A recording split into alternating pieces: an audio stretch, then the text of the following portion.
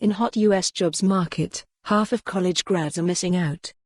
Millions of Americans are seeing little return from their expensive college degrees, even in today's hot jobs market.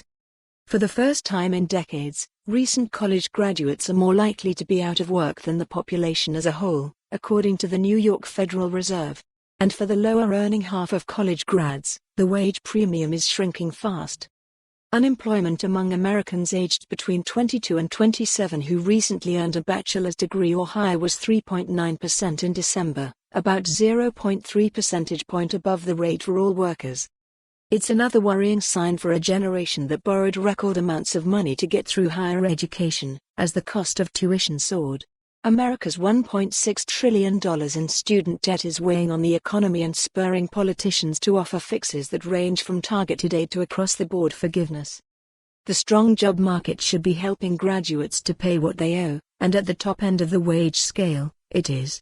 But in recent years, while high school graduates have seen a sharp pickup in earnings, the lower-earning half of college graduates haven't, and the gap between them is now the smallest in 15 years. More than 4 in 10 recent graduates are working in jobs that don't usually require a college degree, the New York Fed says.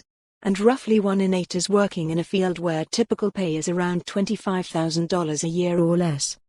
The economy is creating a lot of jobs like that, and it's expected to create even more.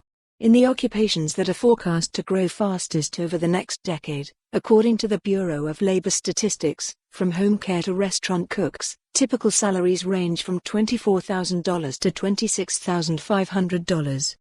Part of the problem is that the jobs market is saturated with degree holders, while tight labor conditions have ramped up demand for a different kind of skills, bringing benefits to electricians and plumbers, for example.